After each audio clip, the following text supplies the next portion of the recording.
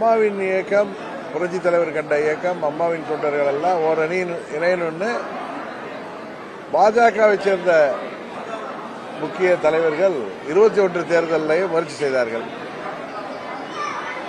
அதுபோல இப்பொழுதும் முயற்சி செய்கிறார்கள். ஒரு கட்சியில கருத்து வேறுபாடுகள் இருக்கும் பொழுது அவர்களே எப்படி பேசி தீர்க்க முடியும்?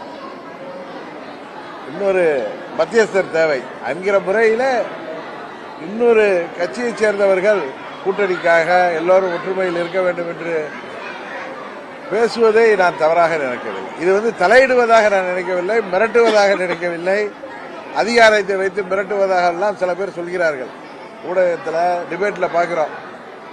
யாராவது ஒருவரை நட்பு ரீதியாக டெல்லிக்கு அழைத்து அவர் போய் சென்று வந்தால் அவரை மிரட்டிய கூப்பிடுகிறார்கள். அப்படிலாம் கிடையாது.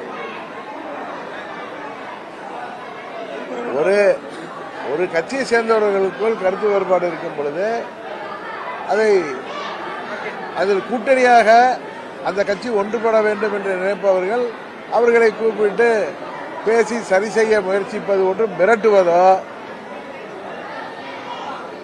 என்பது கிடையாது, இல்லது ஆம்டிஷ் பண்ணுவதோ கிடையாது என்பதை மாத்திரம் இந்த நேரத்தில் சொல்லிக் கொடுக்கிறேன். நட்பு ரீதியாகத்தான் அவர்கள் அணுகி பேசி வந்திருக்கிறார்.